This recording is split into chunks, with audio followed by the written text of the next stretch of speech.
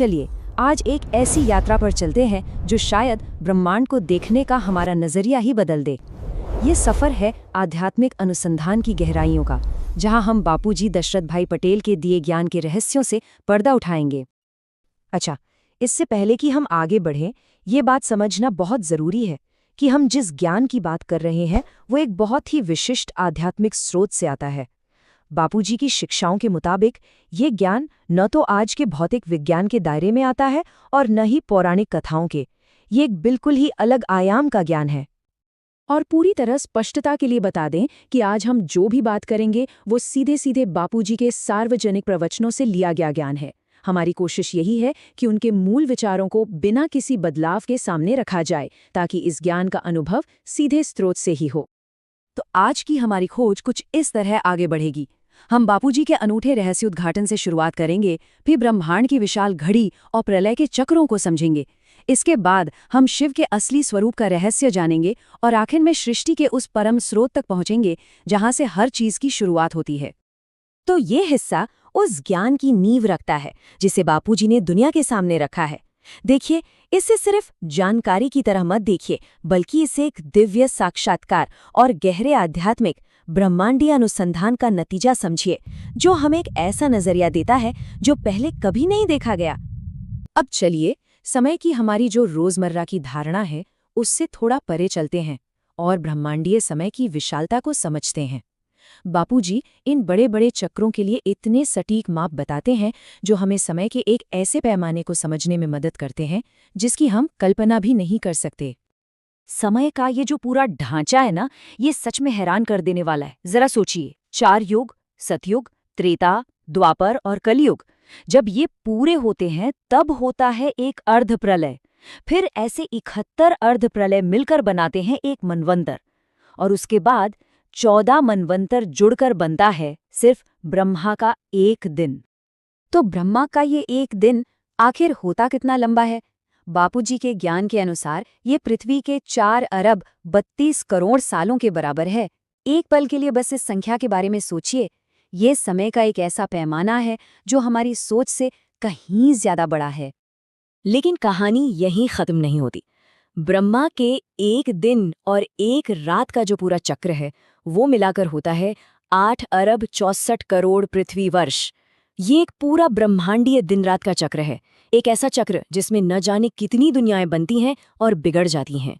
ये स्लाइड ब्रह्मांडीय युगों की इस विशाल प्रगति को बहुत अच्छे से दिखाती है। ये हमें युगों की छोटी इकाइयों से शुरू करके मनवंतर तक ले जाती है, फिर ब्रह्मा के एक दिन तक जो 1000 चतुर्युग के बराबर है, और अंत में ब्रह्मा के 100 साल के पूरे जीवन काल तक। ये समय की एक अनंत नदी की तरह है।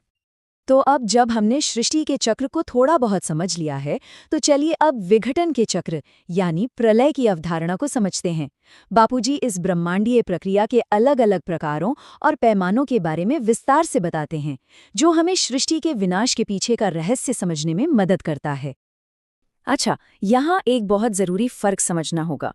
कल्प प्रलय होता है ब्रह्मा के एक दिन के अंत में, और इसमें 3 लोकों भूलोक, भुवरलोक और स्वर्गलोक का विनाश होता है। लेकिन महाकल्प प्रलय वो विनाश का एक ऐसा पैमाना है जिसकी हम कल्पना भी नहीं कर सकते। ये ब्रह्मांड के सभी 14 लोकों का पूरी तरह से विनाश है। तो महाकल्प प्रलय की ये विनाशकारी प्रक्रिया होती कैसे है? ये ब्रह्मा के 100 साल पूरे होने के बाद होती है। तब शिव कालाग्नि यानी ब्रह्मांडीय अग्नि का निर्माण करते हैं और सभी 14 लोक धीरे धीरे अपने मूल तत्वों में विलीन हो जाते हैं। अग्नि, फिर वायु, आकाश और आखिर में अहंकार में सब कुछ वापस अपने स्रोत में लौट जाता है। अब हम उस शक्ति पर ध्यान केंद्रित करते हैं जो इन विशाल ब्रह्मांडीय चक्रों की देखरेख करती है। बापूजी की शिक्षाओं के माध्यम से हम शिव की उस भूमिका को समझेंगे जो विनाश से कहीं आगे और सृष्टि के मूल में है। बापूजी के ज्ञान के अनुसार शिव की एक बहुत ही विशिष्ट और गहरी परिभाषा है।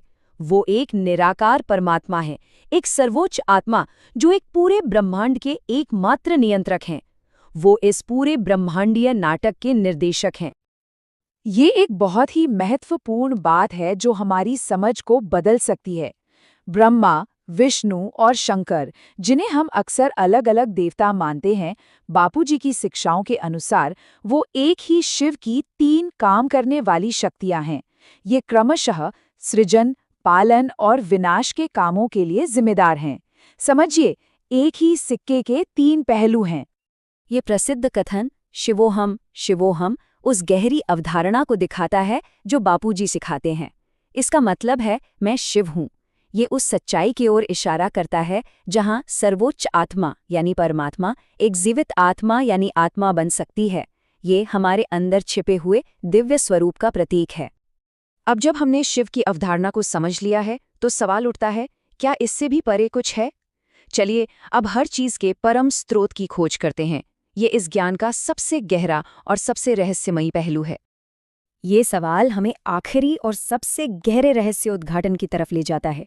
अगर एक ब्रह्मांड के नियंत्रक शिव हैं, तो क्या उनके भी परे कोई सत्ता है? क्या इस ब्रह्मांडीय क्रम में कोई और भी ऊंचा स्तर है? और इसका जवाब है महाशिव। बापूजी के अनुसार महाशिव शिव के भी रचयिता हैं, जो इस ब्रह्मांडीय व्यवस्था में एक ऐसा स्तर स्थापित करते हैं जिसकी हमने कभी कल्पना भी नहीं की थी।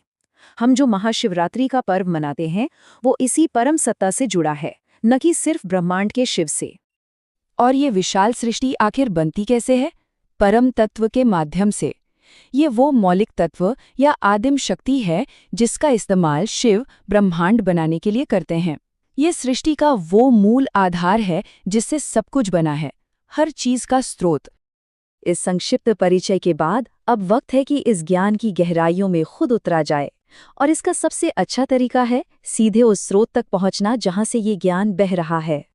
ये याद रखना जरूरी है कि आज की ये चर्चा इस विशाल ज्ञान के महासागर की सिर्फ एक बूंद है। इस ज्ञान की पूरी गहराई और सुंदरता तो बापूजी के अपने शब्दों में ही है, जो उनके मूल प्रवचनों में मिलती है। तो जो लोग इस ज्ञान की खोज में और गहराई से उतरना चाहते हैं, उनके लिए ये आधिकारिक स्रोत हैं जहां सीधे बापूजी के उपदेशों को सुना जा सकता है। बापूजी दशरथ भाई पटेल का आधिकारिक यूट्यूब चैनल और परम शांति वेबसाइट, यहाँ उनके संपूर्ण और मूल उपदेश उपलब्ध हैं। और अंत में एक सवाल जिस पर सोचा जा सकता है, समय सृजन और विघटन के इस विशाल ब्रह्मांडीय खाके को समझना हमारे अपने अस्तित्व और वास्तविकता के दृष्टिकोण को कैसे बदल सकता है? ये ज्ञान हमारे जीवन पर क्या असर डाल सकता है? इस पर विचार जरूर करें।